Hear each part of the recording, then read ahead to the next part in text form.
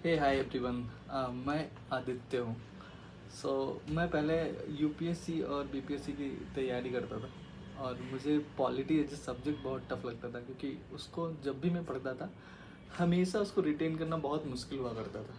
और धीरे धीरे मुझे समझ आया कि ये ऐसा इसलिए कि मुझे हिस्टोरिकल कॉन्टेक्स्ट बहुत ज़्यादा समझ नहीं आते थे, कि हिस्टोरिकल चीज़ें पता होती है तब जाके वो रिटेन हो पाती है। लक्ष्मीकांत आप बहुत बार पढ़ते हो, लेकिन एग्ज़ाम के टाइम पे आप गफ अफ कर देते हो, कुछ भी गलत कर देते हो, क्योंकि कॉन्टेक्स्ट पता नहीं होता।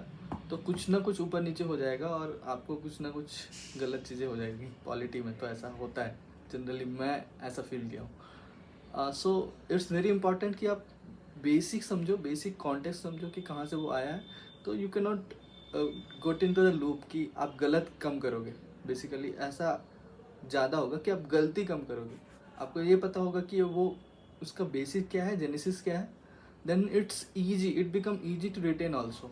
सो अगर मैं पॉलिटी की बात करूँ ना, तो पॉलिटी क्या है?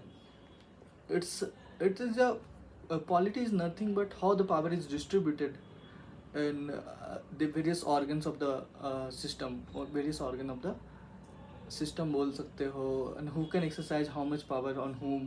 Okay. But इसी के इर्द गिर्द everything is defined.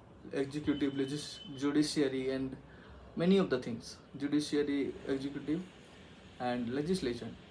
ऑब्वियसली अभी किसी के पास थोड़ा से भी ज़्यादा पावर आ गया तो ये डायनेमिक्स बिगड़ जाता है, और डायनेमिक्स बिगड़ने से another kind of problem create होती है। जिस चीज़ के लिए प्रॉब्लम सॉल्व करने के लिए ये चीज़ें बनाई गई है वो हो नहीं पाता है। तो अगर ये समझ गए आप कि how the system are build, how the historical it was and how it has evolve, then आपको और अप्रिशिएट कर पाओगे चीज़ें कैसे होती है पॉलिटी में। जैसे ही देश आज़ाद हुआ था हमारा, हमारे पास सबसे बड़ा प्रॉब्लम ये था, सोशल डिस्ट्रेस ये था कि हमारे मेजोरिटी ऑफ लोगों के पास ज़मीनें नहीं थी। लाइक मेजोरिटी ऑफ लोगों के पास अभी इनकम इक्वालिटी की प्रॉब्लम चल रही है। वैसे पहले लैंड ही नहीं था, लोगों के पास लैंड ही नहीं था। बहुत कम लोगों के पास बहुत ज़्यादा लैंड हुआ करता था। They control everything, beat politics, beat the power everywhere. तो जिसके पास ज़्यादा लैंड वो ज़्यादा कुछ एक्सरसाइज कर पाता था। तो ये एक बहुत बड़ा प्रॉब्लम हुआ करता था। टेनेंट्स के पास कोई भी राइट नहीं हुआ करते थे, वो उसे लेफ़्ट राइट सेंटर कहीं से भी एक्सप्लॉइट किया जाता था। जब वहाँ की जब फर्स्ट टाइम जब हमारा कॉन्स्टिट्यूशन बना, तो right to property as a fundamental right हुआ करता था, कि दैट इज़ अ राइट जो आप पहले से बोरो करके लाते हो। राइट टू प्रॉपर्टी बाहर में भी फंडामेंटल राइट हुआ करता था कि आपकी ज़मीनें ऐसे नहीं ली जा सकती। बट कंडीशन ऐसे थे कि अगर ज़मीनें नहीं लेके डिस्ट्रीब्यूट नहीं करेंगे तो सोशल डिस्ट्रेस ख़त्म नहीं होगा, इकोनॉमिक डिस्ट्रेस ख़त्म नहीं होगा। That's why and that time government decided to go for land reforms. Land reforms का क्या मतलब है? कि लैंड को रीडिस्ट्रीब्यूट किया जाएगा, टेनेंट्स के राइट को बढ़ाया जाएगा, एंड मेजॉरिटी ऑफ चीज़ें इस कैसे की जाएगी, करटेल करके, राइट टू प्रॉपर्टी को करटेल करके। राइट टू प्रॉपर्टी को कैसे करटेल करेंगे? By amending the constitution, by giving more right to the government to acquire your land. Basically that's the scenario. और ये बहुत साल तक ऐसा चला भी।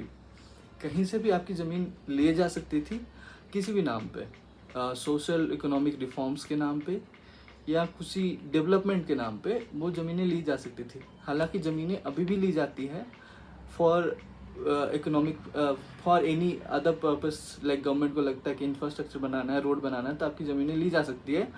बट द थिंग इज़, पहले ये डिफरेंट था। पहले आपकी ज़मीन किसी भी रेट पे ली जा सकती थी, उनके डिफाइंड रेट पे ली जा सकती थी। बट आपको अभी जो कंपनसेशन मिलता है that is equivalent to the market value itself. And the market value को भी पहले मार्केट वैल्यू डिटरमाइन करने के लिए भी बहुत फाइट हुई है, ठीक है।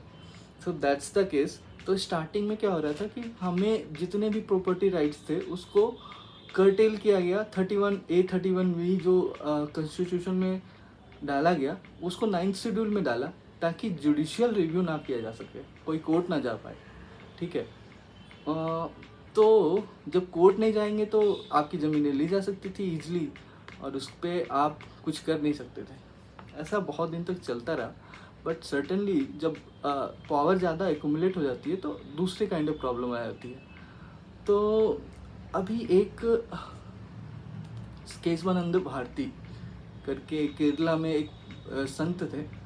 उनके इदनूर मठ में बहुत सारी ज़मीनें हुआ करती थी, उनको लिया जाता था स्टेट ऑफ केरला के through. State of Kerala land act करके एक एक्ट आया, उसके थ्रू उनके ज़मीनें ली जा रही थी।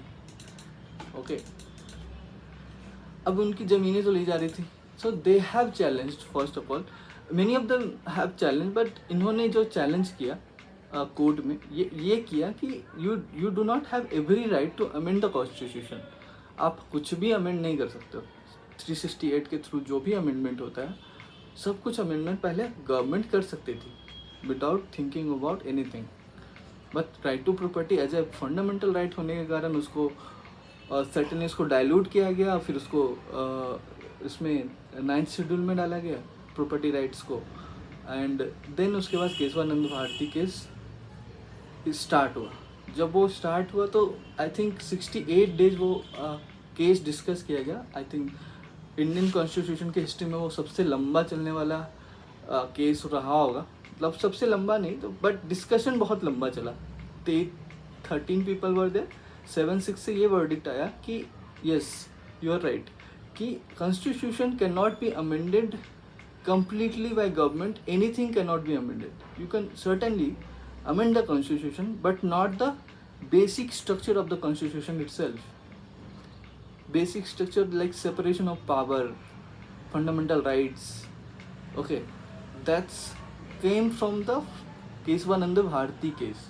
अगर आप ये केस समझ लेते हो तो इट इज़ वेरी इजी कि कैसे कॉन्स्टिट्यूशन हमारे जो अभी एक्ट आते हैं वो कैसे बना होगा, वो आपको पता चल जाता है। ठीक है, तो सबसे पहले क्या हुआ कि अब ना कॉन्स्टिट्यूशन पे भी अब लेजिस्लेशन जो चीज़ें कर रहा था उस पर भी एक चेक लगना चालू हो गया। ठीक है, अब आप किसी भी हालत में आप ज़मीन नहीं ले सकते। मैंने कल ही एक रील देख रहा था किसी की रोड बनी हुई थी, एंड वो रोड एक हाईवे बना हुआ था, हाईवे के बीच में एक घर था, एकदम बीचों बीच घर था। वो कैसे हुआ? क्योंकि you can not take the property at any cost. अगर वो नहीं चाहता है तो नहीं ले पाओगे आप। बेसिकली कंपनसेशन देने के बाद आप you are willing to give the land to the government. पहले तो आपकी लैंड ऐसे ही ली जा सकती थी, you can not do anything. But basic अभी केशवानंद भारती केस ने क्या क्या करा वो समझते हैं। तो केशवानंद भारती केस ने क्या आर्गूमेंट किया था कि यार ये वायलेट करता है फंडामेंटल राइट्स। फंडामेंटल राइट है मेरा राइट टू प्रॉपर्टी का, वो ये इसको वायलेट करता है। अच्छा जी, और उसके बाद उन्होंने बोला था कि आप कुछ भी अमेंड कर देते हो यार लैंड रिफॉर्म के नाम पे, कुछ भी अमेंड करके मेरे लैंड ले जाते हो। ठीक है, अनकॉन्स्टिट्यूशनल अमेंडमेंट आ जाते हैं। ये सारी चीज़ें सोशल जस्टिस के नाम पे चल रही थी। तो फिर सुप्रीम कोर्ट ने ये वर्डिक्ट दिया कि नहीं, Parliament also has to limit his power to amend the constitution within the basic doctrine. वो बेसिक डॉक्ट्राइन जो डिफाइन किया गया सुप्रीम कोर्ट के थ्रू। ठीक है, जुडिशियल रिव्यू आप सभी चीज़ों पे लग सकती है। आप ऐसा नहीं कि आप कुछ अमेंडमेंट डाल दिया, जुडिशियल रिव्यू आप नहीं कर सकते, ऐसा नहीं। अब जुडिशियली चाहे तो सब कुछ चेक कर सकती है, 9th शेड्यूल में डालने के बावजूद भी उसको जुडिशियल रिव्यू में डाला जा सकता है ना। एंड फ्यूचर जो दैट्स देयर। सो ये सारी चीज़ें होने के बाद जो हमारा कॉन्स्टिट्यूशन बना, दैट्स जो हमारी अभी पॉलिटी है, that's today's polity. Kesavananda Bharati के 1973 में हुआ था, उसका असर आज भी आपको देखने को मिलता है कि आप कुछ भी अमेंडमेंट नहीं कर पाते हो कॉन्स्टिट्यूशन में। पहले तो बहुमत की सरकार है, कुछ भी कर सकते थे, लेकिन अभी तो बहुमत की सरकार तो अभी भी है, बट कॉन्स्टिट्यूशन अमेंडमेंट्स पे एक बार वो लिमिटेशन आ गई कि बेसिक डॉक्ट्राइन के बाहर नहीं जा सकते, ताकि you have also balance on the power of